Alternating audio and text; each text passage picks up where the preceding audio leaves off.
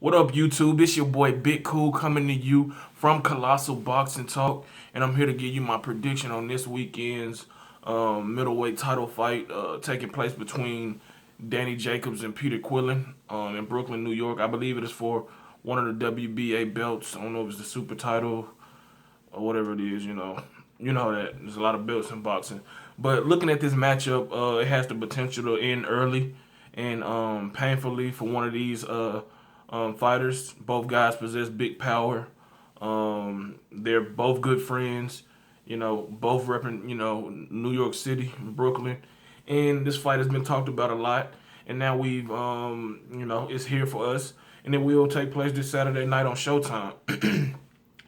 In my opinion, Peter Quillin, should be the favorite. I look at him as the better fighter. He's fought the better competition, and both of them guys have like questionable chins. We all know that Dimitri Pirog knocked out Daniel Jacobs a few years ago when Daniel Jacobs was a hot, prospect. Was considered at one time a can't miss prospect. Good boxing skills. What thought to be, have a decent chin, and tremendous power. He's fought Fernando Guerrero, E.J. Smith, I believe. Excuse me, who else he's fought? I know he fought Sergio Mora, Caleb Truex. He's fought some, experienced, guys, who are good fighters.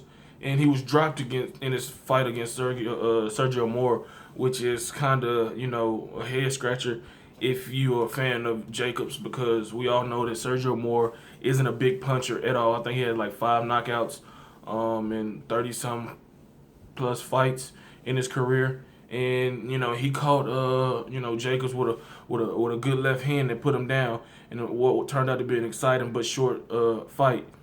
Obviously Jacobs rebounded and stopped him, and unfortunately for Moore, I think he broke his ankle on those knockdowns. But it was a good fight. But walking out of that fight, in supporter of Jacobs, you had to wonder, will his chin hold up against a puncher like Peter Quillin, who's fought Winky Wright, Hassan Endom, Andy Lee, Jesse Brinkley. He's a talented guy, but he's not always offensive minded. He's hesitant, and he sometimes kind of fights like he's stiff.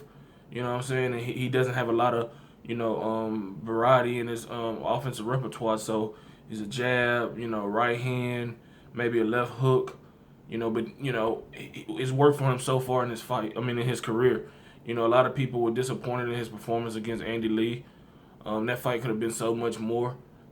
Although he dropped Andy Lee a couple times in that fight, he was also dropped. But Andy Lee is a big puncher, and Quillin, has fought Gay Rosado as well, a name I forgot to mention, who a lot of people thought was coming on and winning that fight.